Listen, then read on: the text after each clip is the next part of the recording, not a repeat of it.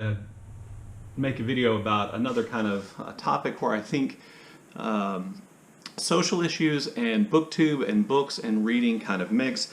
And this is then a discussion about white readers, white cisgendered readers like myself, reading books by authors from minority groups, whether those are racial, ethnic, religious minorities, or people from the LGBTQ plus community, and whether or not or how people like me should review books like that. Now, that specific topic came up because of a video made by Scott and Nell over at Gunpowder Fiction and Plot.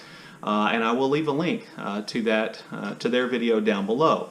But I want you to know, before I go on from that these are topics that I've been thinking about a lot. And so some of this is related to what they brought up, because I thought they raised some really good questions. And then part of it is stuff that I've been thinking for a while and wanted to make a video over. Also, Matt from Paperback Junky made a response video to them, and I'm going to leave a link to that response as well, because I thought Matt expressed some of the same ideas I'm going to express here. Now, I left a comment on Scott and Nell's video, which wasn't entirely positive, and they responded to me in a way in which I thought they summarized the ideas they intended to express in that video. And I don't think those ideas that they expressed in that video are particularly controversial, and they're not even really ideas necessarily that I disagree with. So I just felt like it would be wrong for me to mention their videos, to make this video as though I hadn't seen theirs at all, and then to mention their videos without providing a link to both. So, and if you go to Scott and Nell's channel and you watch their video, please, before responding, scroll down and find the response they left in a comment to me, because I think that was a good summary of what they said and what they intended to say in a really clear way. And again, I think that can kind of help to prevent there being a lot of anger. Now, other things happen there, which I'm not going to get into, and you can read that for yourselves, and certainly Scott and Nell don't need me sticking up for them or going to battle for them, whether I would or not, or anybody else who is involved in that discussion. But I do want to have that discussion here because it's related to some other things that I've been thinking about and kind of going over with myself. So let's just deal with the topic they dealt with there. Should white, in my case, white male, cisgendered reviewers give negative reviews to books written by authors who come from minority groups, which are not my own? And my answer is somewhat complicated. So I thought Matt did a good job in his video of laying out essentially what I believe, and that is that we should feel free to review any book as long as we're being honest. And that honesty isn't just in what we say. That honesty is in how we view our own reaction. So if we're going to be honest in reviewing a book, I think we have to do some self-examination while we're reading and while we're formulating our ideas about that book. And we have to ask ourselves some questions internally that I think are worth asking. For instance, is my negative reaction to this book, to the story of this book, to this novel, because I'm talking about nonfiction here, is that related to a cultural thing portrayed in the book that I don't think I fully understand, or that I disagree with because I just think that's something that's culturally wrong? If we're being honest with ourselves, then we have to say to ourselves, well, I can't allow my cultural views to affect how I review this book. So either I shouldn't talk about those issues with the book and focus on other things like the writing, the storytelling, character development, things that can be evaluated in almost any book. I think you have to be honest with yourself about that. And second, I think you have to ask yourself, when reading the book and when reviewing the book, is my negative reaction to the book a product of the way people from my cultural group would view the activities portrayed in that book? And again, this is something we have to be honest with ourselves about, and I think if we're being honest, not allow those things to impact the way we review the book. I'll also just point something out that's very important, and I think most people who review books on BookTube would agree with this, and that is you don't actually have to create negative reviews. You can create positive reviews. You can leave out the things which, I was just mentioning, which may be kind of a cultural thing where you disconnect from the author. You can leave out those criticisms, and you can criticize the book on its other merits if you feel like you need to, or you can just not do the negative review. And then the final thing I think about being honest with ourselves is, did I, as the reader, embrace that point of view that's different from mine? Did I put myself in the mind of the narrator, the characters, and try to understand their experience from their point of view? And again, I don't think this is something that requires reading outside of the book, because I do agree with the idea that the book should communicate, no matter what point of view it's written from, and even no matter to maybe who the book is written. I'll get to that here in just a minute. It should communicate. It should tell a story. It should create those connections. And if it doesn't, I think it's perfectly fair to criticize that book, to give that book a negative review, as long as we, as reviewers, are honest with ourselves about not maybe really getting that perspective. I think there's value in that. I think that's an honest way to approach it. I think it's perfectly okay to criticize, for a white reviewer to criticize a book written by an LGBTQ or white cisgendered straight, I guess, reviewer, to criticize a book written by an LGBTQ plus author, as long as they're criticizing it in the same way that they criticize other books, as long as they are honestly and consistently approaching that book, and they're honest with themselves about why they think the sentences are bad, or why they think the writing is bad, or why they think the structure of the story has been created badly, and they don't allow their own point of view, their own perspective, their own cultural baggage to create those negative feelings for them. So I hope that was clear. I realize this is a kind of a murky subject to get into. By the same token, I would be willing to bet you that authors who come from the groups, the non-white male cisgendered groups who write, don't really want their books to be reviewed differently. They don't want special treatment. They don't want extra scrutiny for authors who are white cisgendered authors. They want their books to be reviewed equally, and I think that's what most authors would want. Now, having said that, particularly as it involves authors of color in the United States of America, and traditionally as it involves African Americans, there is this idea, there is this thing called the white gaze. This is a cultural racist reality in which African Americans in the United States, and other minority groups in the United States, and LGBTQ plus groups in the United States, and people in the United States have had to deal with.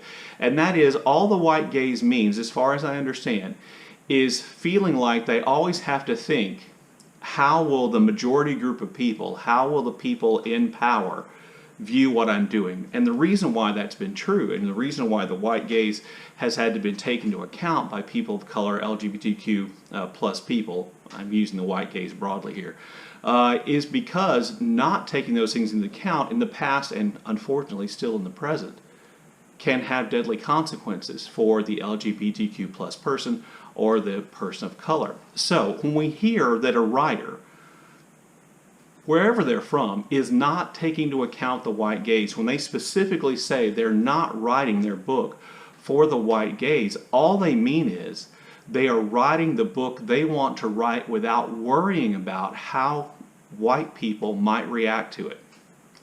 Writers have been doing that for some time. James Baldwin was a writer who did that, and I think if you go back and review the works of Toni Morrison, from whom I've learned to try quite a bit, she was not writing her books for the white gaze. She was writing her books in absence of the white gaze, because those were the books that she wanted to write. This then brings up another issue that came up in Scott and Nell's video, which I don't think is really related to the main issue of the video, but I wanted to address it here, and that is, are people of color, authors of color, LGBTQ plus writers, novelists, writing their books to educate their public? And do we then have to view their books educationally and not as works of art? I have to agree with those who said that I don't think that's true. These people are trying to create a work of art, and I think to purely view their creation as an educational source for white people actually does the opposite of what, we should be doing. That if that's true, if we think that, all African American people write novels to educate white people about the African American experience, then we are essentially saying they are writing for the white gaze. They're writing to educate us. And I don't believe that's true. I do believe, and I will tell you, and I've said many times in videos, I don't think I've ever read a novel from which I didn't learn anything. And we learn from novels. But one of the things that we learn, I think, that's most important is we learn about our connected humanity, our collective humanity, sorry. We learn about the things that unite us across cultures, across groups, those very basic human things. And I'm not saying that writers of color, LGBTQ plus authors have to write books that way. I'm not saying they do write books to educate us that way. I'm saying by connecting us all as human beings and creating a kind of greater picture of humanity, that we as readers can learn and grow. But I think all books should do that. I think all novels that are most effective connect to some basic human things and they provide insight. Maybe they do that while providing tremendous entertainment, but that doesn't mean the insight and the humanity involved in the writing and reading experience isn't there. So where I really thought I would talk about this issue has to do with book prizes. The Women's Long List came out, and the Booker Prize has, I believe, come and gone. I don't really follow prizes. I do follow the Republic of Consciousness Prize, which I just had learned about, I think, last year, and I'll be reading some books from that prize list sometime probably over the summer. But I don't really follow book prizes very much, but I do know that here on BookTube that they are a source of some controversy. And there are those on BookTube who feel like that book prizes have become, to use a term which I'm increasingly hoping that some of us can stop using, and that is the term woke. And that this kind of wokeness is leading these book prizes to be awarded to people for reasons other than the quality of the book. So let me just say a couple of things about that. First, that's never not been true. It's never not been true that factors other than the quality of the individual work have led to people being shortlisted for the Booker Prize or people winning the Booker Prize. That has always been true.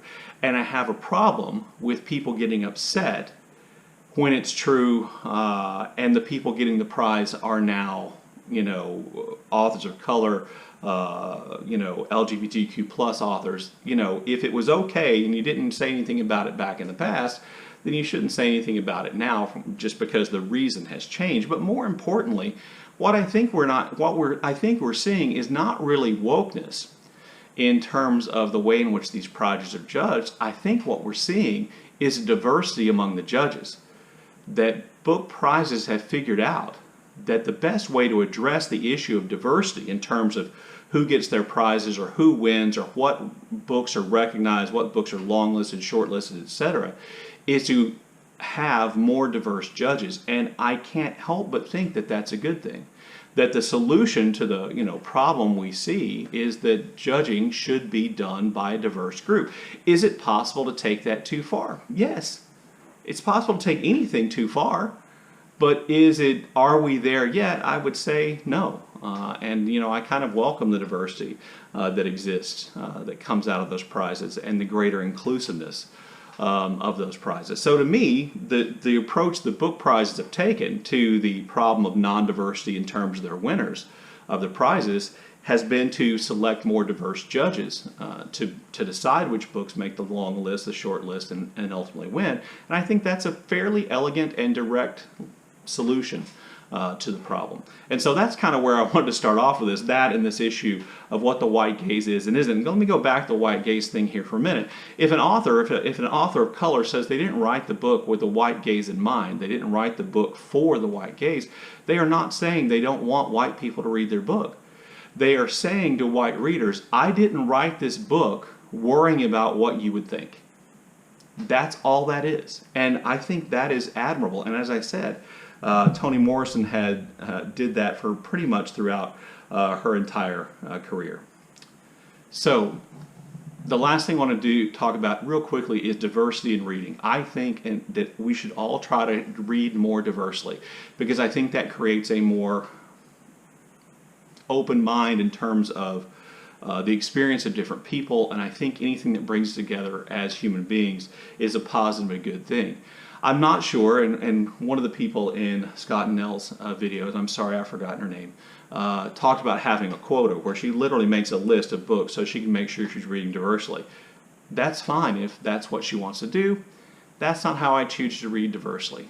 But what I do isn't that much different from that when I think about it.